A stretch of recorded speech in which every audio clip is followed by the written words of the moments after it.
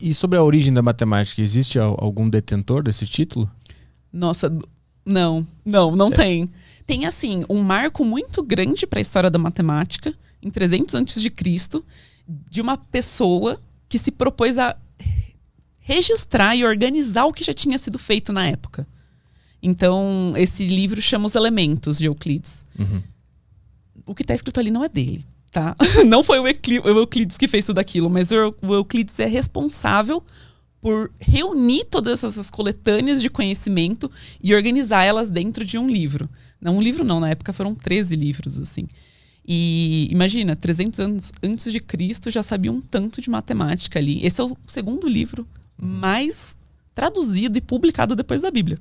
Para eu entender o que tem lá dentro, em questão de história, assim, de proporção, digamos assim, o que tinha sido descoberto ali que é incrível para aquele povo daquela época?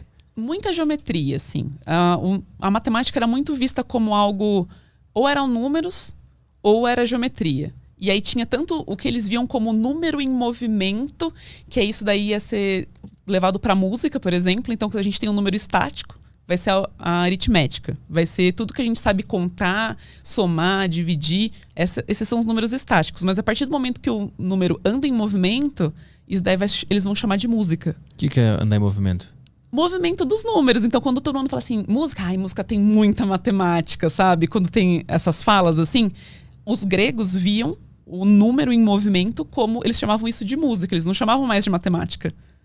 Mas como assim em movimento? Quando ele tem uma forma sonora, literalmente? Literalmente. Entendi. E quando a geometria ela é estática, ela é matemática. Mas para os gregos, quando ela gera movimento, ela vira astronomia.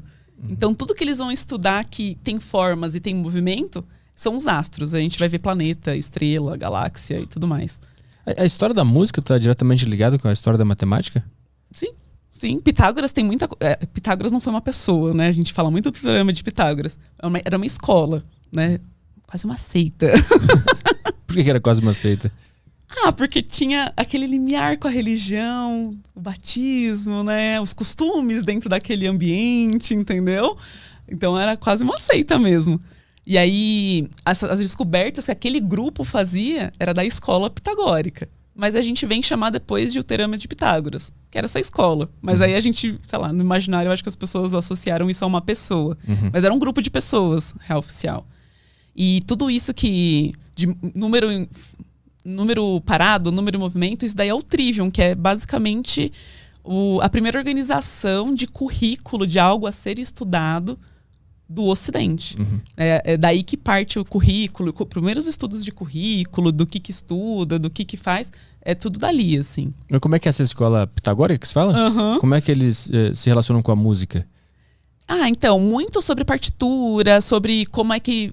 Enfim, eu não sou muito especialista da música, tá? Mas o que eu ouvi dizer nas ruas é que muito sobre partitura, sobre como as notas eram geradas, tudo isso daí foi muito Pitágoras que fez, assim. Tem todo um movimento com proporcionalidade, enfim, tem várias partes da matemática que explicam um tanto dessas coisas, assim. Tu disse que a geometria era a coisa mais incrível desse livro, né? Os elementos, né? Isso. Que a gente tá falando. O que isso contribuiu para a humanidade? Descobriu a geometria? É muito doido que eu acho que o que mais contribuiu, ao meu ver, assim, é a forma que ele se propôs a organizar a matemática. Porque muito do que era feito era assim, isso daqui faz isso, que isso daqui funciona. Isso daqui a gente já fez lá, faz isso daqui que funciona. Mas o que ele começou a fazer é, mas qual que é o início? Por onde a gente começa? Porque isso é o natural, né? Por que Bhaskara funciona? Bhaskara funciona por causa disso. Mas por que isso funciona? E por que isso funciona? A gente sempre pode perguntar mais e mais e mais. E aí o Euclides pergunta, mas onde é que para de perguntar por que isso funciona? Onde é que é o ponto inicial de tudo? Onde? E aí ele vai basicamente chamar isso de postulado. Hoje a gente chama isso na matemática de axioma. Isso é basicamente o ponto inicial da matemática, assim. São uns porquês, sim, e não tem resposta, sabe? A gente vai aceitar. E ele colocou várias desses primeiros pontos iniciais, sabe? Para tentar... O objetivo dele era estruturar tudo aquilo que ele tinha. Então ele começou a colocar, tem umas noções básicas. Eu não vou aqui explicar o que é ponto. todo mundo sabe que é ponto, sabe? Então vamos partir daqui. Todo mundo sabe que é um ponto, todo mundo sabe que é uma reta, que é um conjunto de pontos. Mas o que é um ponto? Não sei, ponto é esse negócio aí que não tem forma, não ocupa nenhum espaço, sabe? Tipo. E a partir disso ele começou a relacionar essas ideias básicas que geraram os postulados, que essas daqui são as primeiras regras, que são simples, a gente quase não tem vontade de questionar elas. E a partir dessas regras a gente vai fazendo perguntas mais sofisticadas e vai justificando por conta disso, sabe? E aí que a gente vai respondendo uma coisa da outra. Esse foi um primeiro movimento muito importante para a gente poder depois se questionar várias coisas que foram reformuladas, inclusive, em 1500, que é quando a gente começa a escrever a matemática mais contemporânea, a matemática que uma academia vai se preocupar hoje em resolver, tipo, novas perguntas e tal. Mas o que ele fez ali foi muito grandioso, tanto para a parte de tudo que é geometria, tudo que vai falar sobre espaço, forma, sobre superfícies, planos, tudo ali está contido. E isso vai influenciar na matemática de uma maneira geral, assim. A matemática, depois, isso transborda para as outras partes, né? Mas, ao meu ver, essa preocupação com onde começa foi o que o Euclides fez de mais genial naquele momento, assim.